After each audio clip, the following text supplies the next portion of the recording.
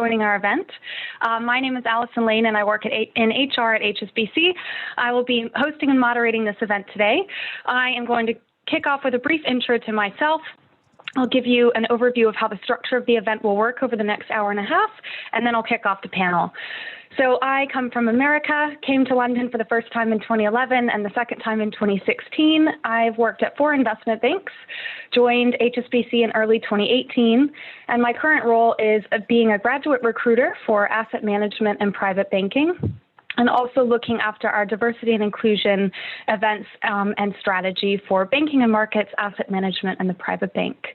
So from now until about 6:40, 6:45, we'll go through some structured panel questions followed by open Q&A. Then we are going to hear from 2 of our experienced hire recruitment managers, and then we'll go into some networking via the Zoom breakout rooms for about 40 minutes. By 7:25 or so, we will bring everyone back to the main room and conclude the event. So without further ado, I am going to kick off the panel and start with some introductions, starting with Dee Dee Scott. Hi, thanks, Alison. So if you can intro, career to date, and fun fact hobby. Fantastic. I got out of that one, so go ahead. Might make you do it after we've all done ours. So good evening, everybody. Good morning. I'm Dee Dee Scott, and I work for HSBC Private Banking. I've been in the banking industry for 17 years. I know I don't look like I've been in there for that long, but I have. My background has been private banking and wealth management. I've worked for various firms over those 17 years.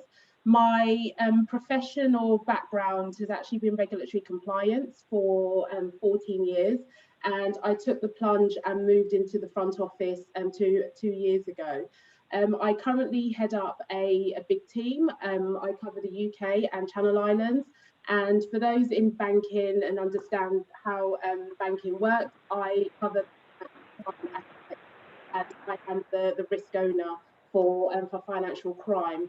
In terms of a fun fact about me, I am obsessed with Housewives of Atlanta, which is really my guilty pleasure. After a long day in the office reading lots of financial jargon, I just like to unwind and watch trash TV.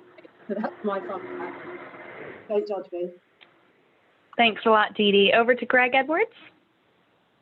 Hello, and hello everyone. My name is Greg Edwards. I've been in the investment banking industry for over 20 years.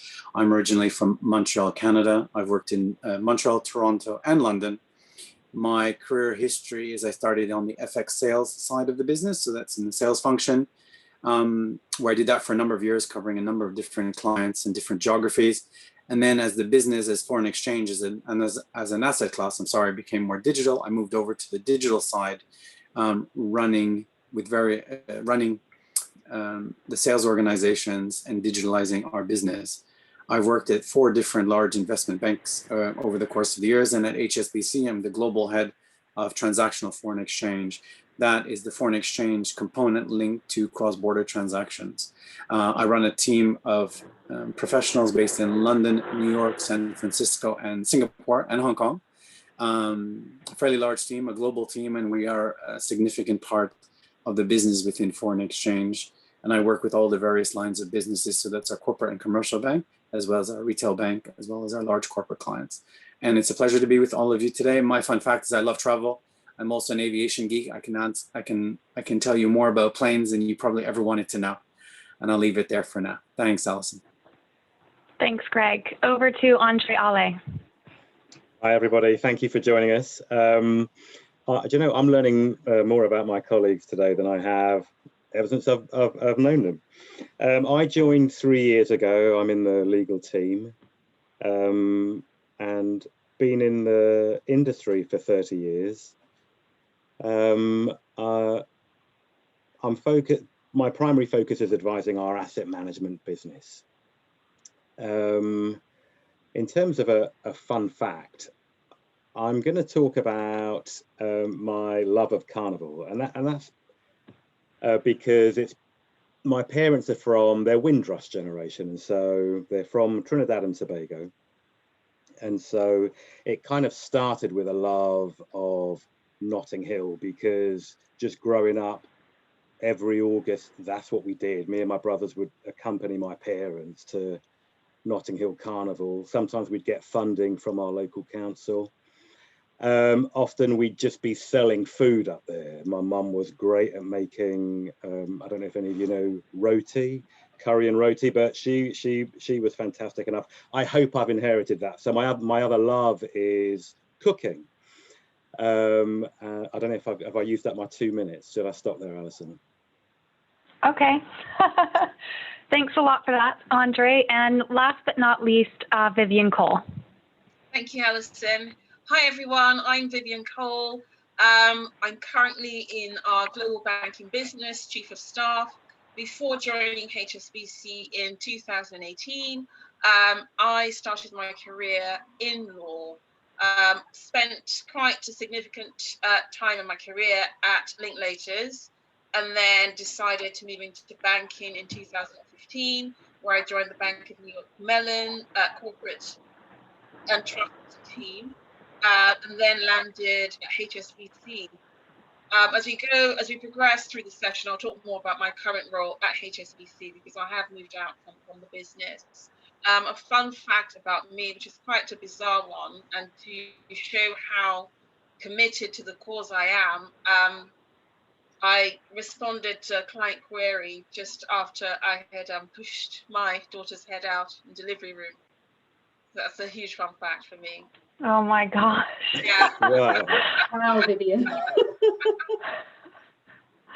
That's dedication. Thanks, Vivian. So now we'll move into our structured panel questions. So the first one is, how have you played a part in shaping race and inclusion conversations with senior leadership at HSBC in response to the events in 2020? So I'm going to start by asking Vivian to talk about her experiences. Okay, thank you. So summer of 2020, I'd like to say that I was on a very luxurious, holiday, but not so. 2020 was a watershed moment, I think, especially for us as Black folk. And following the death of George Floyd, and I will preface that with saying, we have almost become accustomed to police brutality stateside. So what was particularly different about this one for me? The death of George Floyd really brought to my awareness my Blackness. I hadn't confronted my Blackness as much as I did in the summer of 2020. And the defining moment for me with the death of George Floyd was when my 9-year-old son, came to me and said, "Mummy, I'm really scared because I don't want the police to kneel on my neck the way they've done to this man." And it just smacked me in the face in such a way that it was no longer okay to go through life with a positive mental attitude when you come across in the workplace, for example. It was no longer okay. It was time to speak up. It was time to use my voice. And currently is the Global Banking Ambassador for Black Professionals, which is a role that I took on in September 2020, following conversations with our senior leadership in banking. And that came about by my response, as a result of my response to an email of solidarity that was sent through by our capital markets head. I simply responded to their email, thanking them and letting them know that I would be willing to work with them to make our business and indeed our organization more inclusive. And they were so receptive. And the one thing that I would say worked really well was authenticity. Now, I learned earlier this week by something a colleague circulated was, you can be authentic, but you've got to be authentic with skill, okay? And you have to be authentic in a way that draws people into the conversation with you. Oftentimes, we can respond, with our best intentions, but it doesn't come out quite right. And what I found was, being able to give myself the permission to be vulnerable, to say,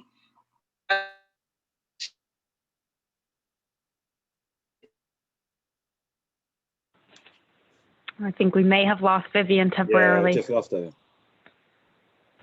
Dee Dee, would you like to jump in and we'll come back to her? Yeah, sure. Thank you, Alison. So similar to Vivian, last year was a difficult year for, for many obvious reasons. And in the summer, when the George Floyd incident and the tragic of his death happened, I was hurt, and it was hurt that I've never felt before. And it took me a while to process what had happened, what was going on in the world. We had lockdown, we had so many different things going on. I've just had a bereavement in the family. And I sat there and I thought, how is it 2020 and this is happening and this is being played out? And the biggest thing for me, and the reason why, I'm so passionate about doing something like this and just talking about some of the experiences, is I sat there and I said, okay, what am I hearing internally about this? What's being said? How is it being addressed? And what are we going to do as a result of this?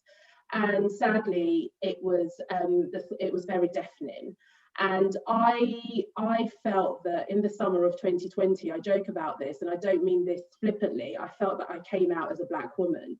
I had to have conversations that I had never had before, and I never thought I'd have to have in my career. And back to something that Vivian said, it was that authenticity and that rawness of the fact that I'd felt so let down by what had happened, and I wanted to know what we were going to do about it. So I'll be completely honest and transparent. There's been a lot of work I do on diversity and inclusion within HSBC and other banks I'd worked for, and a lot of the work I did focused on gender. I work in private banking. We don't have a lot of senior women, and for me, that was something I was really passionate about, and I've been co-chairing our gender diversity network for a number of years. But in the summer, I had to put that aside and talk about ethnicity, talk about race. And I had a very pivotal conversation with my CEO, and I just asked, what are we doing and why haven't we done anything? And I explained some of the experiences that I'd even gone through. Example I mentioned to the guys last week, 2019, I was going to Switzerland for to have a meeting, and a lady didn't want to sit next to me on the plane because I was Black.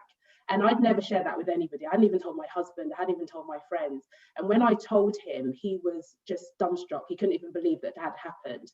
So that led me to think there's so many different experiences we've all had, and we've never really shared, and we've never really discussed it. Some of it is traumatic, some of it where we might be ashamed to talk about, but we need to have the conversation. So I spoke to some colleagues within the private bank, Black colleagues, and I got them together and I said, I want to just understand your experience. We need to share this. We need to talk about it. I got 15 colleagues together. We had a conversation. They explained to me their experiences. And I organised an exchange with our CEO and some of our senior ExCo members. And it was just for them to listen. I didn't want them to do anything. I wanted them to listen. And we had a 90-minute session. And what came out of that has now shaped our D&I strategy for Private Bank, especially on ethnicity. The leaders were humbled. Some of them were visibly upset because they've never heard those stories before. And some of them were just in shock that, people that they worked with, that they used to see in the coffee point, they used to see in meetings, had actually experienced that. So I think for me, to answer your question, Alison, the summer was really important. It made me find my voice and to talk about, race, some of the things that are missing, some of the things that we need to do. But it also allowed me to be vulnerable to senior stakeholders that I've never done before. And I think that vulnerability and that openness was the course for action that we've needed, and that shaped a lot of the work that we're doing now. Which, when we get questions, I'm happy to address. I can see Vivian's back. Hi, everyone. Sorry, you think with 3 different devices, I'll get it right with technology. So sorry about that. I just got the tail end of what Dee Dee was speaking about. And I was sort of saying, I gave myself the permission to be vulnerable, okay, and open up, speak to my senior stakeholders.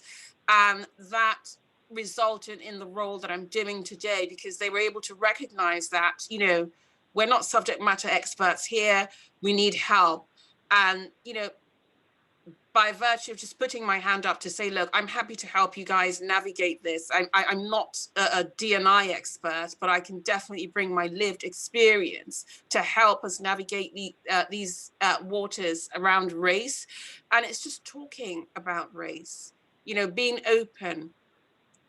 Honestly, I hadn't actually quite appreciated, you know, the level of microaggression that goes on in the workplace. It's only when you hear other people's experiences and you think, oh, okay, so that's what that means. Like, people will say to you, oh, you speak well for a Black woman, you know, as if to say, you know, what does that mean?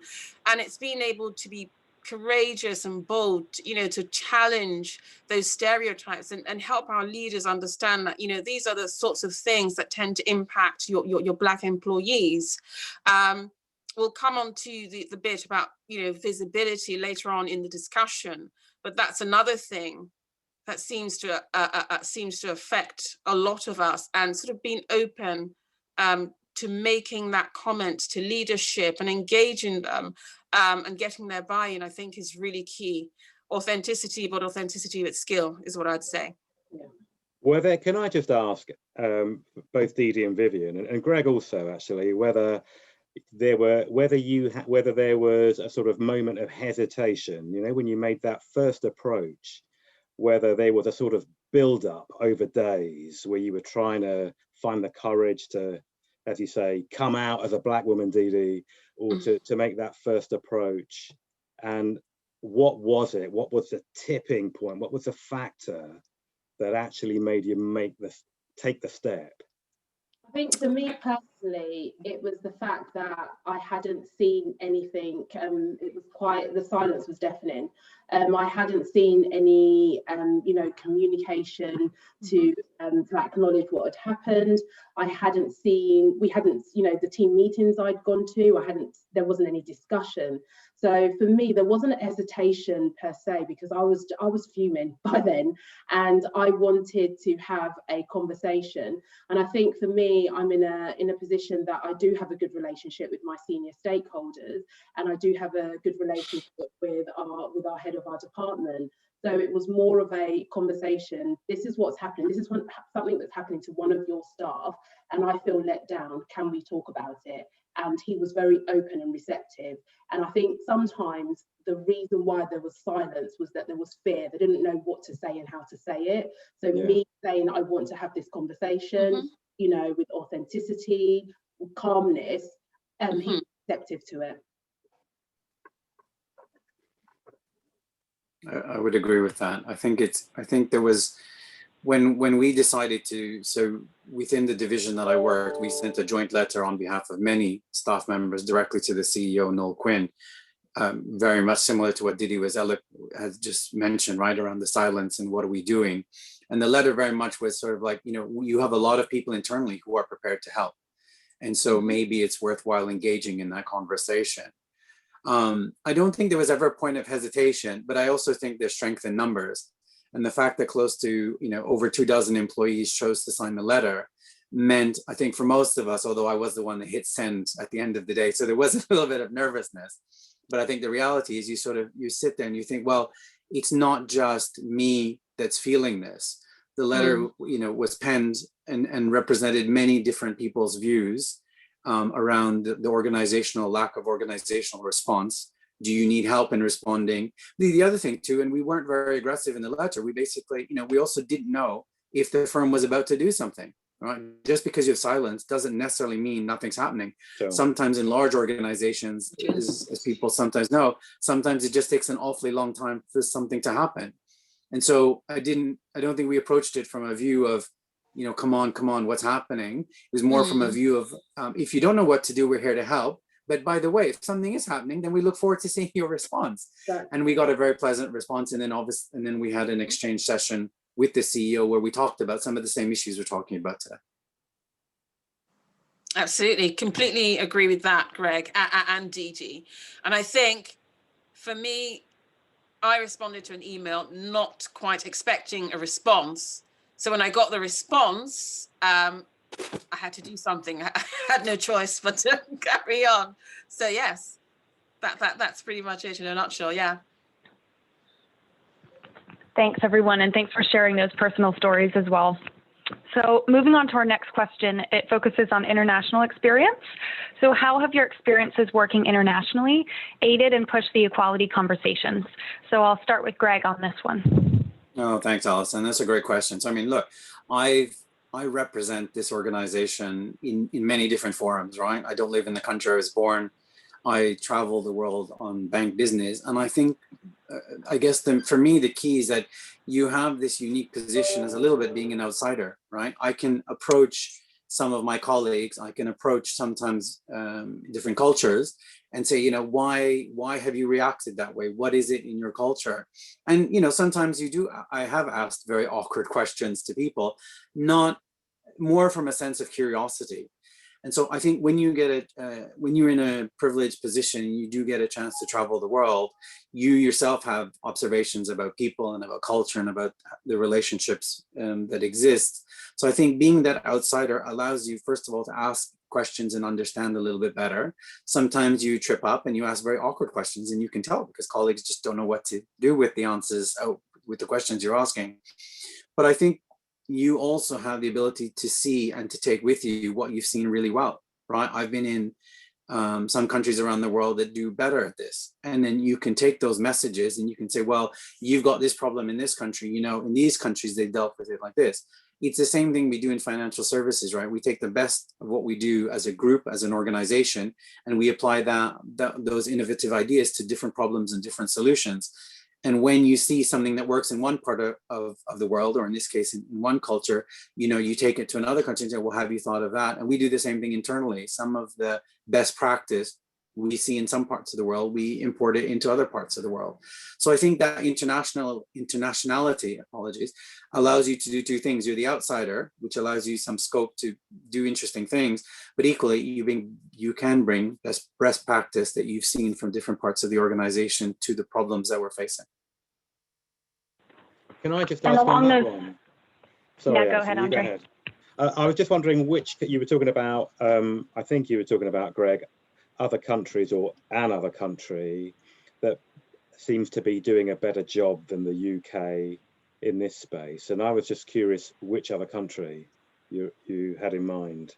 Well, that's a loaded question, Andre. I wouldn't say any one country is doing amazing, but I think there are pockets of things that are working well, right? So I think in Canada, for example, there are some examples of where they've passed legislation, of where the government seems to be very motivated to help resolve some of these issues. I think sometimes it's as simple as acknowledging that there's a problem, right? In some countries, I won't name one, but our big border to the south of the 49th parallel wouldn't even acknowledge that this was a problem, right? So I think sometimes you have to acknowledge that there's a problem, and then you can start to have that international discourse, right? And I think for some of us, that's part of the problem, is just to acknowledge that there is an issue, and then let's talk about it, right? Along those lines, Andre, can you speak about the note that we got from our US CEO and how that landed with you last year? Yeah. So around about the same time, so this was, I guess, late May, probably early June, our CEO in the US, Michael Roberts, sent out a note. And it was quite a powerful, emotional note. Very unusual. And I drew some kind of courage and inspiration from that, because at the time I would still say we weren't really saying anything in the UK, or not that I could hear or see. It's possible it was, there were sort of pockets of discussions on this or acknowledgement, but I wasn't aware of it and I was searching. So when I saw that come out of the US, and then on the back of that, our US legal team, again in early June, had a kind of open conversation. It was unstructured. And one of my colleagues from the US legal team's on this call now, so she may or may not agree with this, but it was quite it was the first conversation that I'd heard taking place in HSBC on acknowledging what had been happening, with George Floyd, Amy Cooper. We can't forget Amy Cooper. And that actually emboldened me in many ways to speak up, because I then at least had a reference point to say to my colleagues in the UK, and primarily I was focused on our legal team in the UK, because really that's what I felt I could influence. You know, look, these guys are at least trying to do something about it, at least discuss the issue in the US. Those issues are not peculiar to the US, you know, it's a shared experience for Black people in the UK as well. We need to start having those same dialogues. And so actually the US, our reactions in the US, and then also I saw US corporates, I would say, I won't name all the other firms, but we were seeing CEOs from other large institutions, even Lloyd's Bank actually, making statements and even commitments. And so that was, there were many reasons, many different factors that inspired me to speak up. Thanks. And finally, on this question, Vivian, can you speak more about your concept of cultural intelligence and some of the coping mechanisms if you do get a comment or an action that feels discriminatory or really insensitive? Oh, I think you're still on mute. Thanks, Alison. So yes, I'm really big on cultural intelligence. So we know, you know, for most of our adult life, to get through into relative positions or opportunities, we need to have, you know, two basic skill sets, your emotional quotient and your intellect or intelligence quotient. But I think what we need to hone in now is our cultural intelligence, because I think that's the future of leadership. So, for example, I've had the opportunity to work in an international law firm and also in global banking organizations. And one of my key takeaways is getting to know people, not only from an ethnicity perspective or race perspective, but also from a cultural perspective. So, for example, I was on a call recently with a group of colleagues, and a lady on the call, a lady who I believe is of Portuguese descent, used the word coloured to reference Black people. Now in the UK, that's an absolute no-no. But then knowing a bit of history about how the Portuguese work in Portugal and in Brazil, it's quite commonplace to address a Black person as coloured. So, you know, the takeaway from that conversation was educate people with kindness, because it's easy to take offense and, you know, be quite brash and wonder why people would use the term coloured in this day and age. But cultural intelligence helps you understand where people are coming from. And, you know, sometimes, you know, when we started the conversations, as difficult as it was for people, it's helping our leadership and our colleagues alike understand that we're all learning too, okay? It's okay if mistakes are made, but we learn from them. So I think that's really, really key. Understanding, you know, where people are from does help a lot. Thanks for that advice. So moving on to the final question before we open up to Q&A, how can financial services firms be industry leaders for equality and equity for Black professionals? So as a first stop, I'm going to go to Andre to talk about the importance of allies. Yeah, I think allyship has been such an important theme, and one of the things that's made it feel quite different this time around. I live in the suburbs. I'm in Guildford in Surrey, and it's a predominantly white demographic. But my eldest daughters are in their 20s. And one of them wanted me to go out with her to a demonstration. Again, this was in June, in my lunch hour. And I was so stunned at who was taking part in this, because I was thinking, really, a Black Lives Matter demonstration in Guildford? And and so when I went down to that, it was being led by this really young group, just a couple of hundred, mostly white, and I found that it really stayed with me. You know, it kind of, I couldn't quite believe what I was seeing and hearing. And the people sort of leading this protest were this generation of, 20-somethings, and they were passionate. And yeah, it really shook me up, and it felt, something just felt really different about the nature of the protest for the first time in the UK. And I felt really optimistic, and I still feel that way. I think, the messaging that we've used, I don't know how effective it is, it's hard to measure, but at HSBC there's been a big focus on allyship, and I think that's absolutely what we need to do. And Greg, you were talking about, that importance of bringing people with you, and I think that's been so critical to helping us get momentum at the firm. And yeah, I can't underline that enough.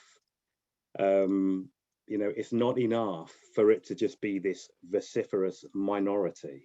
It can't be the disadvantaged group, or just the periphery alone, acting alone. I don't think is enough to bring about change as quickly as we can. But I think if we can engage the majority and really win that allyship, and so it becomes a shared ambition, that gives us the best chance of actually delivering cultural change. So yeah, for me, that's critical. Totally agree. Now, we've got one question through in the Q&A. Before we go into the open Q&A, does anybody else have any concluding comments on that or anything else we've discussed? Maybe just from my side, I think we've had one of the themes, and I just want to call it out, right? I think it's really being authentic. We think why this has been different inside our own organization is that people have been very authentic. They've talked about things from both a personal experience, but also talking openly and honestly about how it also impacts you at work, right? We are all stressed about COVID, right? Management was constantly saying, is everyone okay? And yet something as egregious as this happened, and there was radio silence. And so it's really kind of saying to people, we need to talk about it, and it's being authentic. And it was, I don't think any of my colleagues approached this from a position of anger. It was more of a position of how do we solve this? This is a problem. It's a cultural problem. It's also a business problem, right? How do we solve it? How do we get the best out of our people? And how do we make sure that, we are part of the solution, not part of the problem? I guess the other Thanks, thing, Greg. have we run out of time? I guess we're probably on time there, are we? Go for it, Andre. I wanted to just make one other point, and only because, again, I think it's an important part of our program, and that's the importance of data. And your question's talking about what can we do as financial services firms. I do think being transparent with our data can, in the same way that we have been on gender, can really help us set targets.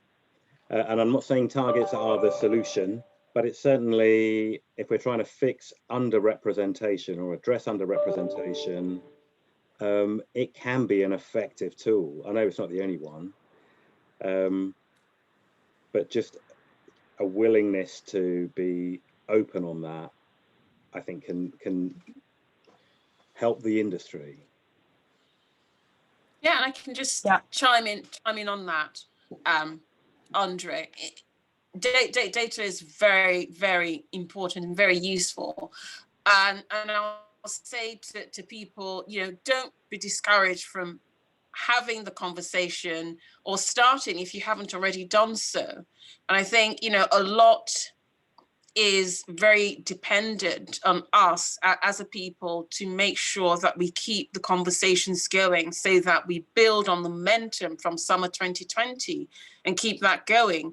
You know, it's not something that's going to be resolved with a few commitments and, you know, some messaging or black squares on LinkedIn. This is a continuous project, and I think it's up to we need to be very active on it as well to keep things going.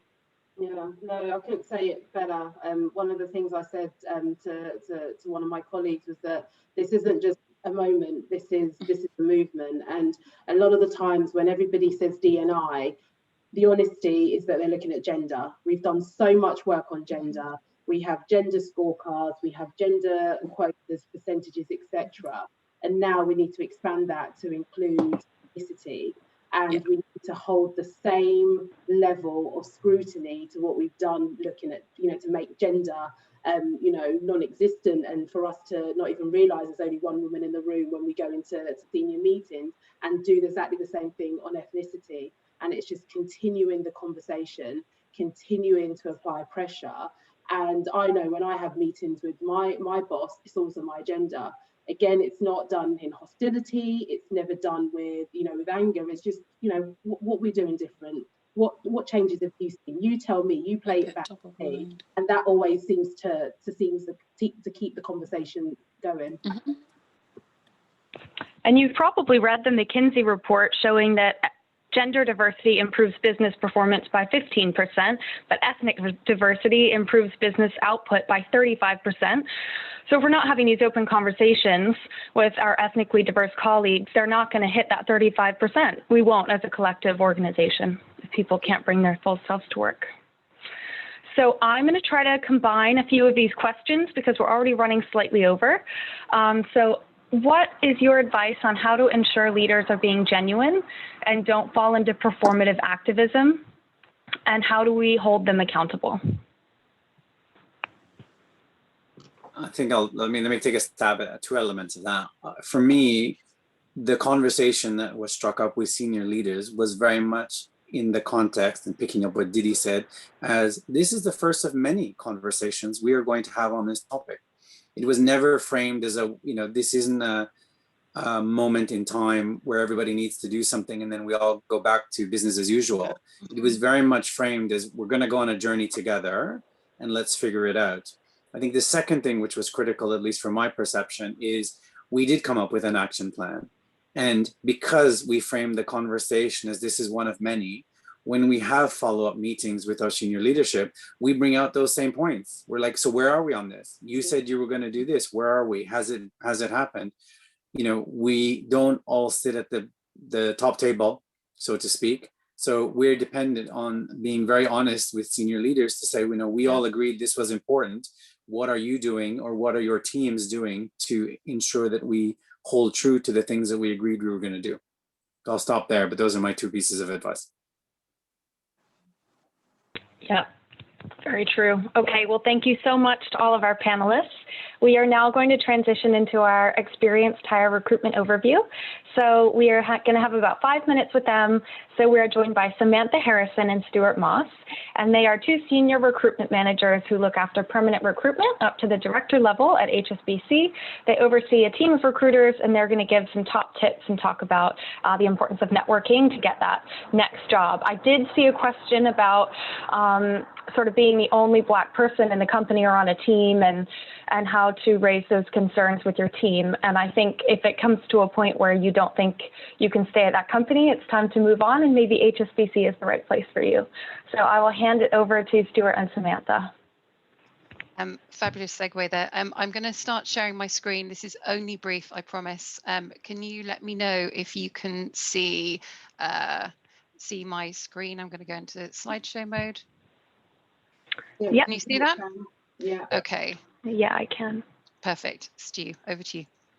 Thanks. So, hi everyone, and thanks. I'll be quick, but I was originally going to be talking a bit sort of in maybe more generic terms about networking, but some of the points that we've covered off here, I think, really actually segue into just the value of having a network. I think one of the key words we've had here throughout this whole sort of conversation, the reason why we're here is about having that authenticity in everything that we do. And actually, when you're building your network, the key thing that I would say is, as a takeaway, is about being authentic. You know, the purpose of the network is to help you in one of two ways. It's either to potentially help you progress your career.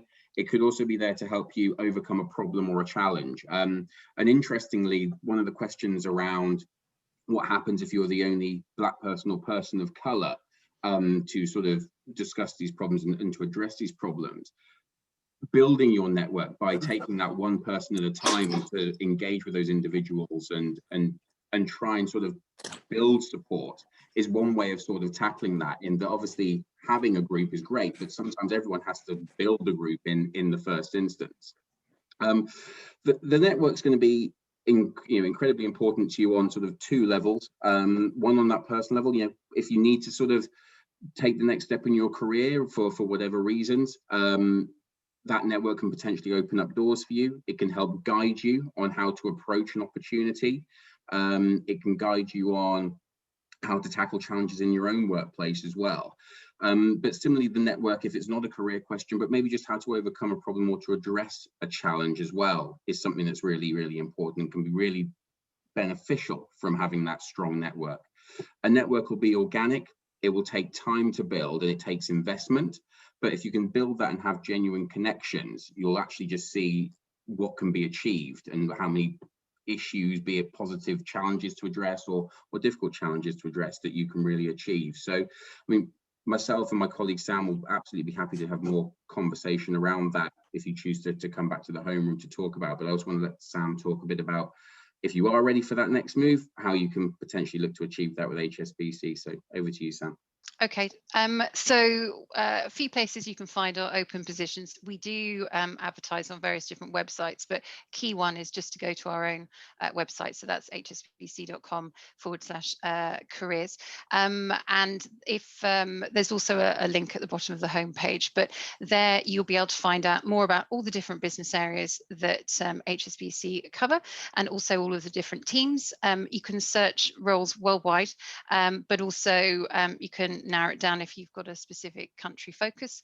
Lots of different search tips that they have. You can narrow it down as much as you like and find out what we're looking for. But I think one of the crucial things we would like people to do is follow us on the HSBC LinkedIn page.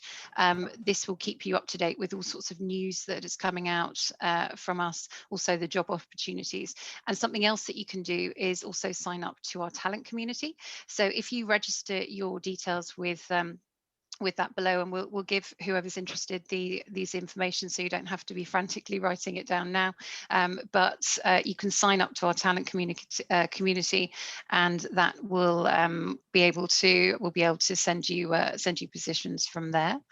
And sort of what to expect next. So if you do apply, what is the process? I know a lot of people are curious about that. So it seems like the moment you apply, you'll get an acknowledgement email. This is automated and just sort of says we've received it. Our specialist recruitment team will review your application, and if you're successful in at that stage, you'll be invited to complete an initial online assessment. Because HSBC is committed to being an inclusive employer, we are very, very keen to make sure that people that we hire are adhering to our values and our culture. So we're very keen that's one of the key stages of our process. We also have online interviewing. So we have video interviewing, which is competency based. And you will tend to be asked around about 6 questions, and that gets reviewed by the HR team. And then fingers crossed, you will be invited to the business interview. But we also really want people to know that we provide a range of flexible working arrangements. I know that everybody is pretty much working from home at the moment, but it's really key for us to help people and make sure that that we are flexible in our working arrangements, and we have very family friendly policies. I have absolutely rattled through that because I know that people probably want to go to the breakout rooms. But yes, if you have any questions, as Stu said, Stu and I will be in the main area.